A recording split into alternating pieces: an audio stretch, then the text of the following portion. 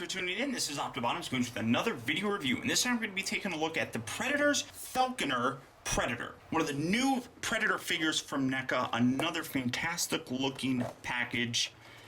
Just a fantastic figure. You flip around on the back, you see the three figures that are in the wave. Now, one common problem that a lot of people have expressed, and I'm going to have to kind of agree, is the lack of accessories with it. Now, I'm not going to go as far as say that I demand those, but it would have been nice to have a little bit more, especially with this guy. If I'm not mistaken, according to my good friend Slegos3000, who has seen the movie, I unfortunately haven't. He says that this Falconer Predator should come with a little bird type of a thing that, helps move things around, hunt things and all that fantastic stuff. Just an overall fantastic looking figure. But it needs a couple accessories. I mean, it says it has a removable wrist blade, so that comes out. And that seems like a little bit too much, or too little, I should say.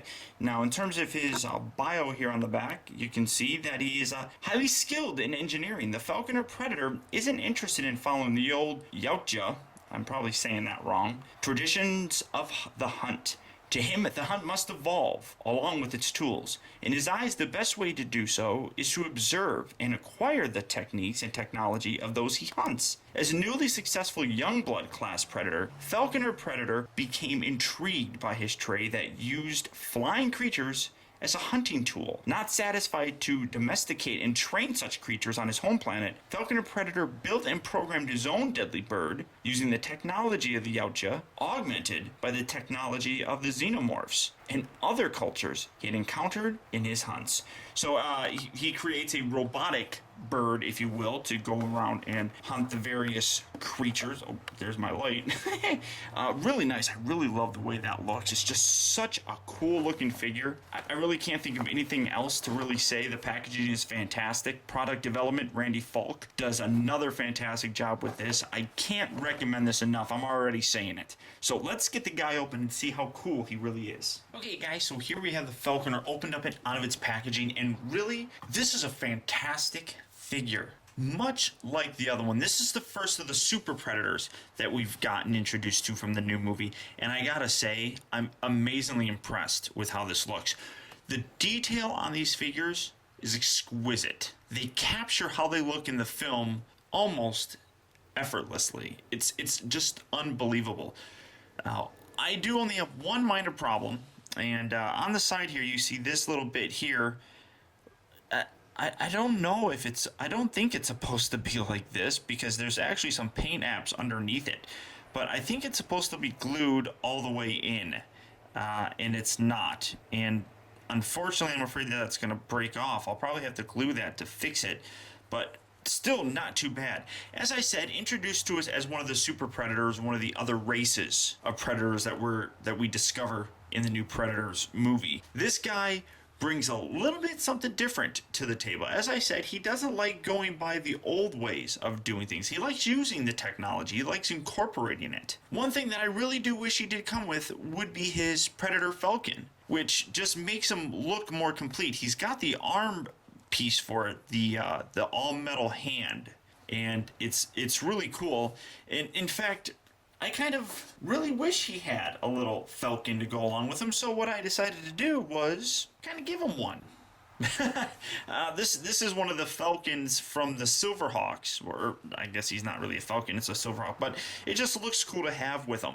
And that really, I really wish he did come with a Predator Falcon, but this is a nice little, kind of replacement until it actually happens, but it just kind of completes the look for this guy. Really cool looking. Get this out of the way. He's got a different head, different mask piece than the normal Predator that we're used to. It's a little bit bigger, a little bit bulkier, but very nice, very bird of prey looking. Very nice indeed, and you can even see right up on there on the side is where the little laser pointer thing comes out. It's a little bit bigger and bulkier, as I said, and that's because he's got a special heads-up display which allows him to see what his Falcon sees, which is really cool. He's actually a little bit smaller and a bit more agile than the other super predators that we see, and we actually see him wielding this kind of a sword in the film itself in a fairly epic battle. I wish I would stay in there a little bit better. A little epic of a battle, a sword fight between him and one of the humans, and just an overall gorgeous looking figure. The detail on here again is unsurmounted. You got wonderful hair. Some of it's a little stuck together, but just individual, very nice looking. You can see there on the back detail all the way through. Even there's looks like a little hand carved back there. Just good articulation in the head. You got on the little ball joints. The arms will rotate out about that far. They bend and that comes out. They rotate here. They rotate at the elbow. They bend at the elbow. You get some pivot in the hand. It's kind of on a ball joint.